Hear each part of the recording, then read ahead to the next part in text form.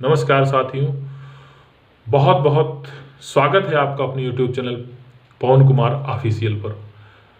भक्ति के रंग में रंगल गांव देखा, अगल में बगल में सगल गांव देखा, अमौसा नहाए चलल गांव देखा। गांव ही नहीं, पूरा का पूरा जिला, पूरा का पूरा जिला ही नहीं, पूरा का पूरा 75 जिला उत्तर प्रदेश का, यानी पूरा प्रदेश ही नहीं मेरे मित्र, पूरा देश ही नहीं मेरा मित्र, पूरा का पूरा विश्व टूट पड़ा है अमृत कलश, अमृत पान करने के लिए। भरद्वाज मुनि बसहि प्रयागा। जिस प्रकार से प्रयागराज की महिमा वेदों में गाई गई है, जिस प्रकार से इसका महिमा मंडन होना चाहिए था, पूर्व की सरकारों में भी होना चाहिए था, लेकिन नहीं हुआ। वर्तमान सरकार की और पब्लिक का क्या अनुराग है, क्या अनुराग है पब्लिक का, क्या प्रेम है, किस प्रकार से अपने धर्म के झंडे को उठाने के लिए लोग लालायित हैं, अमृत पान करना चाहते हैं, पुण्य की डुबकी लगाना चाहते हैं। ये भीड़ दिखाती है, ये भीड़ दिखाती है। यानी कि सरकार के कार्य पर मुहर ये लगना चाहिए कि वर्तमान सरकार ने वास्तव में सनातन के लिए, हिंदुत्व के लिए बहुत ही जबरदस्त कार्य किया है। और इस जबरदस्त कार्य के लिए सबको सराहना करने के साथ साथ में एक कदम और आगे बढ़ना चाहिए। जिस प्रकार से ये भीड़ आपको बढ़ती हुई नजर आ रही है, कहीं पूरा प्रशासन वर्तमान में तो हाँफ गया है। क्यों ना हाँफ जाए? जब आप ही कोई बड़ा कार्य करते हैं तो निश्चित तौर पर दिक्कत तो होती ही है, और इस दिक्कत को ऊपर वाले सकुशल संपन्न करें। बीच में कुछ घटना भी घट गई थी, आग भी लग गई थी, सब उसमें कोई भी व्यक्ति हताहत नहीं हुआ। कुछ लोग, चाहे वो अफवाह के तौर पर या फिर वास्तव में सच ही हो, तो एक चीज तो ये भी है कि कुछ लोगों ने ऐसा जो है मतलब कि हाइप क्रिएट कर दिया, या फिर स्वास्थ्य उतना साथ नहीं दे रहा है, वो फिर भी चले जा रहे हैं, भीड़ में घुसते चले जा रहे हैं। इससे बचें। जरूरी नहीं है कि सब लोग संगम तट पर ही स्नान करें।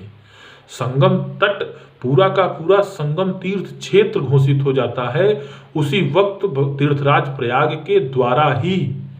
पूरे के पूरे प्रयागराज में जो गंगा जी का तट एक एक घाट बना होता है, सब घाट पर स्नान करने का उतना ही पुण्य फलता है।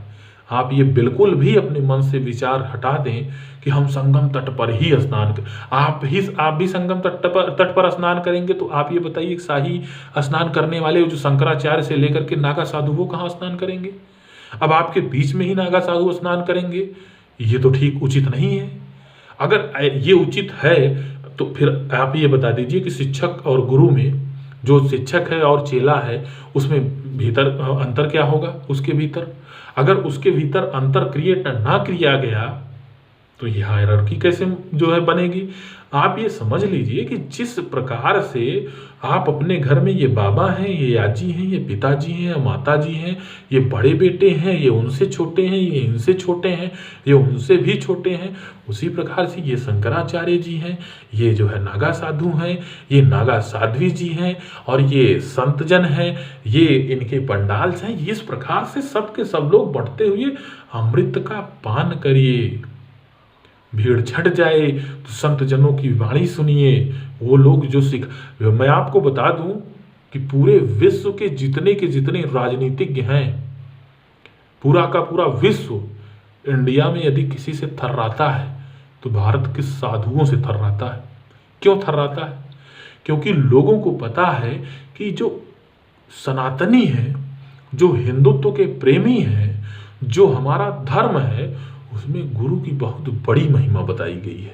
यदि गुरु की महिमा इतनी ऊंची है और आप अपने गुरु जी की बात मानते ही हैं, तो उनके द्वारा घोला गया वो जो विष है पाश्चात्य सभ्यता का, आप लेते नहीं हैं।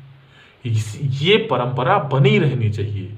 अगर ये बताया जा रहा है कि संगम तीर्थ क्षेत्र पूरा का पूरा हर घाट उतना ही पुण्य फलेगा, तो सबको संगम घाट स्नान करने की, संगम पर जाकर के स्नान करने की आवश्यकता नहीं है। और संगम पर ही स्नान करना है तो शाही स्नान के दिन ही करने की सोच ना बनाएं। ये मेरे तरफ से विनम्र अपील है।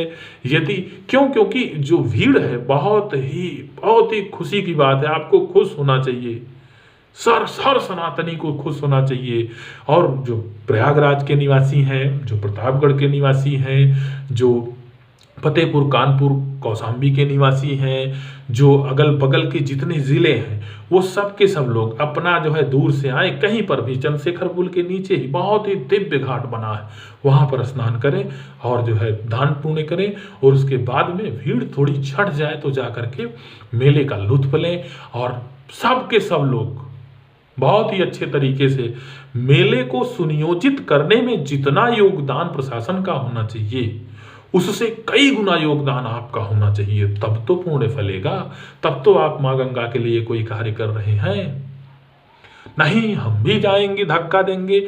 मैं आपको बता दूं कि कभी भी अगर आप किसी भी तीर्थ क्षेत्र में जाइए, किसी भी तीर्थ क्षेत्र में जाइए, किसी भी श्रद्धालु को ना तो धक्का दें और ना ही धक्का दे करके खुद आगे जाने की कोशिश करें। क्योंकि एक चीज़ ये, जाने अनजाने जब आप जीवित रहने के लिए कोई कार्य करते हैं तो हमेशा आप पुण्य नहीं करते हैं, पाप तो होता ही होता रहता है। वही वाले पाप धुलते हैं। और ये सोचिए कि हम बढ़ के चारा घोटाला कर ले जाएं और वो पाप जो है गंगा जी में डुबकी लगाने से धुल जाएगा, ये ना होने वाला है मेरे बाबू, वो कभी ना होगा। आपने जो बड़े बड़े पाप किए हैं वो ना धुलने वाला है, जो जानबूझ करके। और ऐसे ही पाप वहां पर ना करें कि धक्का दे करके लोगों को पैर से कुचलते हुए आप निकल जाएं। ये गलती कभी मत करिएगा। आप भीड़ को सुयोजित करने का, चाहे जितने भी जो तीर्थराज प्रयाग के क्षेत्र के, तीर्थराज प्रयाग जिले के आसपास के लोग वासी हैं, वो सब के सब लोग वहां वैसे ही पहुंचे जैसे कि वो लोकल होते हैं, और दूर से ही स्नान करें, माँ गंगा को प्रणाम करके, दान पुण्य करके, जो भी आप काम करके फिर वहां से आगे बढ़ें। ये मेरी विनम्र अपील है और यही करें। और उसके बाद में यदि जो वृद्धजन हैं, अन्य लोग हैं, उस शाही स्नानों से जो है बच करके बाद में पहुँचें, ज़रूर अमृत का पान करें। ये मेरी विनम्र अपील है।